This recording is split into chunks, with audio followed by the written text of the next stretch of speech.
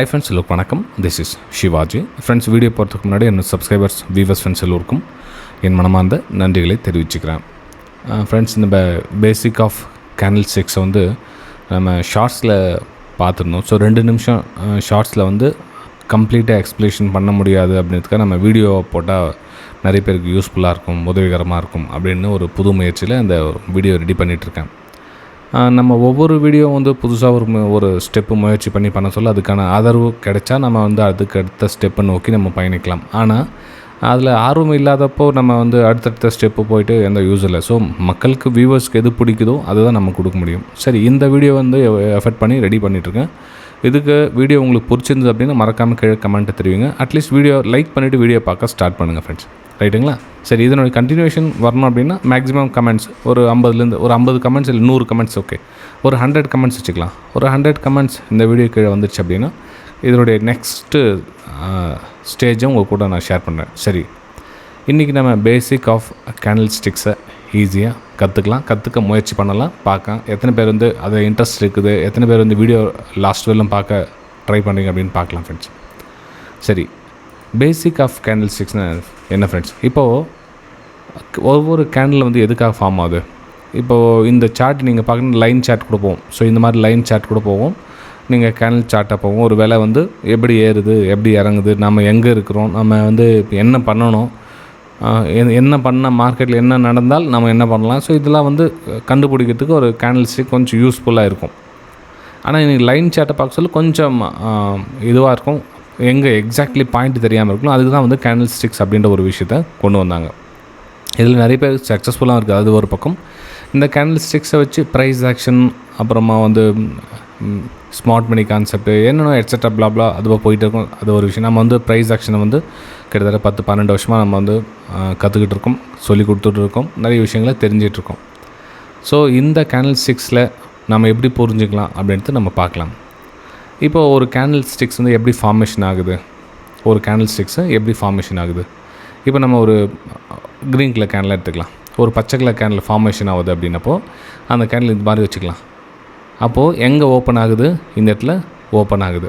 எங்கே க்ளோஸ் ஆகுது, இங்கே க்ளோஸ் ஆகுது. இது வந்து க்ரீன் கலருடைய சினாரியோ. ஓகே, இதெல்லாம் வந்து க்ரீன் கலர் வச்சுக்கலாம், இதை வச்சுக்கலாம். ஸோ இந்த இடத்துல வந்து ஓப்பன் ஆகுது, இந்த இடத்துல இங்கே வந்து க்ளோஸ் ஆகுது. இதுக்கு என்ன அர்த்தம்?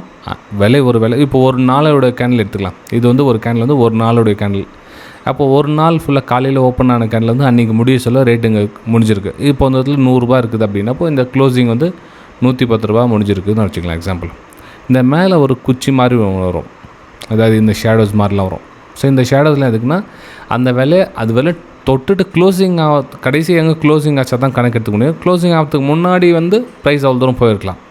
அதே மாதிரி கீழே வந்து குச்சி மாதிரி ஒரு சில டைமில் இருக்கும். ஸோ அந்த குச்சி எதுனா விலை அதுவும் அது குறைஞ்சி கூட போயிருக்கலாம். இப்போ 100 ரூபா அங்கே போட்டுக்கலாம், 95 ரூபாய் கூட வந்து மேலே போய்ட்டு க்ளோசிங் கொடுத்துடலாம்.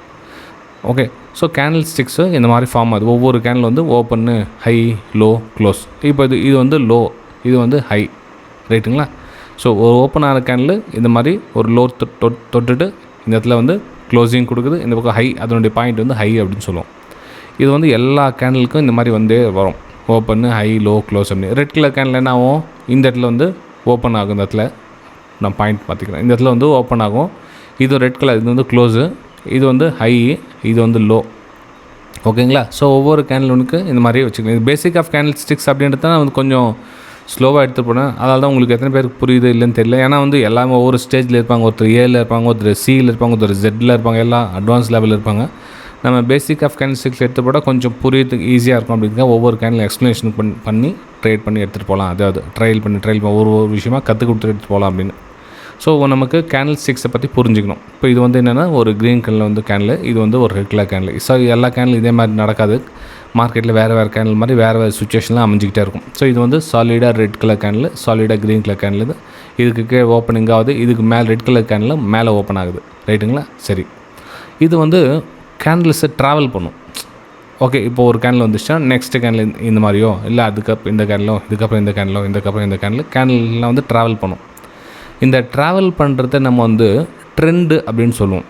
அதாவது ட்ரெண்டு ஒரு ஹையை உடச்சிட்டு மேலே போய்ட்டு அதுக்கப்புறம் ஹையை உடச்சிட்டு மேலே போகுது சொல்லலாம். இதை நம்ம அப் ட்ரெண்டு, கேண்டில் வந்து அப் ட்ரெண்டில் ட்ராவல் ஆகிட்டுருக்குது அப்படின்னு. அப்போ அப் ட்ரெண்டில் ட்ராவல் ஆகிட்டால் நம்ம என்ன பண்ணணும், வாங்கி விற்கணும், அதாவது பையராக மாறணும்.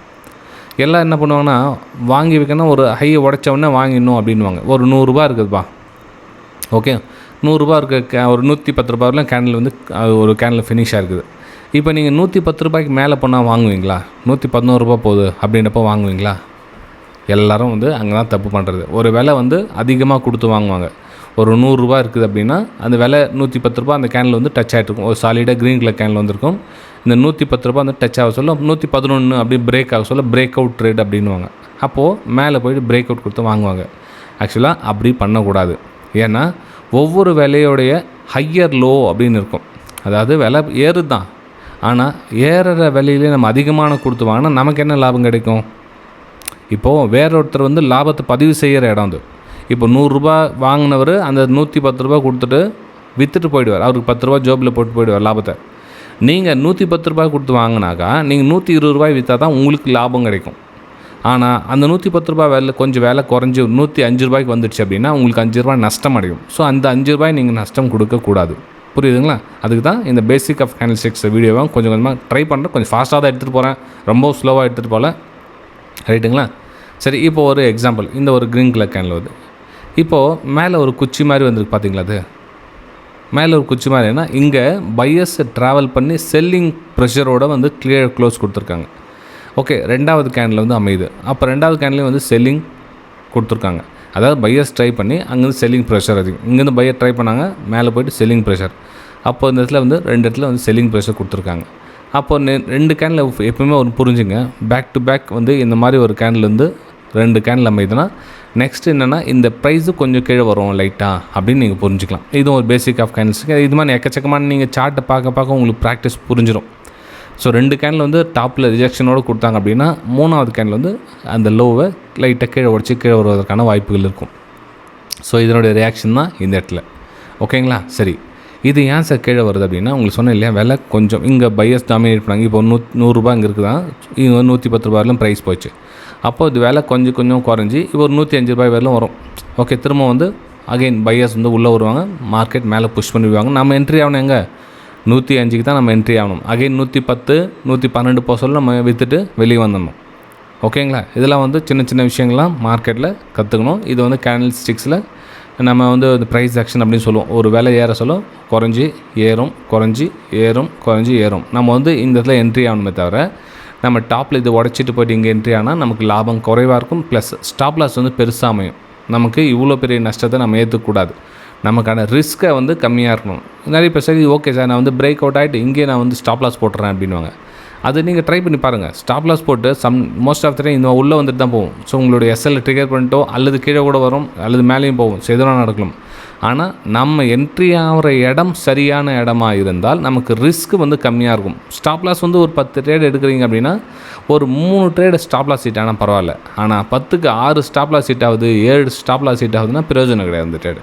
அப்போது 3 ஸ்டாப் லாஸ் ஹிட் ஆனால் ஓகே, நல்ல ட்ரேட். அப்போ நமக்கு எந்த இடத்துல என்ட்ரி ஆகணும் அப்படின்னு தெரிஞ்சுட்டு ட்ரேட் பண்ணோம். ரைட்டுங்களா? இப்போ ப்ரைஸ் எங்கே திரும்புதுன்னு எப்படி சார் கண்டுபிடிக்கிறது அப்படின்னா, இப்போ அங்கே வந்து 100 ரூபா சொன்னேன் இல்லையா, 100 ரூபா வந்து மேலே ஏறிடுச்சு.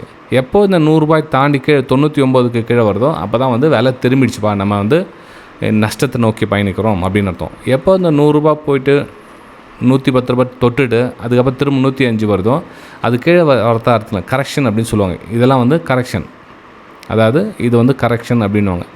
ஸோ விலை ஏறுது, கொஞ்சம் கரெக்ஷன் வருது, திரும்ப ஏறுது. ஓகேங்களா? ஸோ அந்த ப்ரைஸ் திரும்ப சொல்ல இந்த மாதிரி சாலிடாக க்ளோஸ் கொடுக்கணும். இந்த பையர்ஸ் இருக்காங்களே, இந்த பையர்ஸ் எடுத்துன்னு போன இடத்த வந்து தாண்டி கீழே க்ளோஸ் கொடுத்துட்டாங்கன்னா ஓகே, மார்க்கெட்டு ப்ரைஸ் திரும்புது, நம்ம வந்து கொஞ்சம் அலர்ட்டாக இருக்கணும் அப்படின்னு அர்த்தம் ஃப்ரெண்ட்ஸ். ரைட்டுங்களா? சரி, எல்லாத்தையும் நான் ஒரே வீடியோவில் உங்களுக்கு புகுத்த ட்ரை பண்ணால் உங்களுக்கு கொஞ்சம் ஸ்ட்ரெஸ் ஆகும். ஸோ அதனால் ஒரு சின்ன இன்ட்ரடக்ஷன் தான் இந்த வீடியோ. இதுக்கு எந்தளவுக்கு சப்போர்ட் கிடைக்குதுன்னு பார்க்கலாம். முடிஞ்சால் நம்ம அடுத்த வீடியோவில் இதுக்கு ஒரு 100 கமெண்ட்ஸ் வரட்டும், கண்டிப்பாக நம்ம அடுத்த வீடியோ பார்க்கலாம். ஒரு 10-20 கமெண்ட்ஸ் வந்து ஒரு எக்ஸாம்பிள் ஒரு 20 கமெண்ட்ஸ் வருதுன்னா கொஞ்சம் வெயிட் பண்ணுவோம், கொஞ்சம் நாள் கேப் விடுவோம், ஒரு 2 மாதம் 3 மாதம், அதுக்கப்புறம் கண்டினியூஷன் பண்ணலாம். ஸோ இதுக்கு உங்களுடைய likes and comments very very important. பார்க்கலாம் ஃப்ரெண்ட்ஸ், நம்ம அடுத்த வீடியோ சந்திக்கலாம். தேங்க்யூ.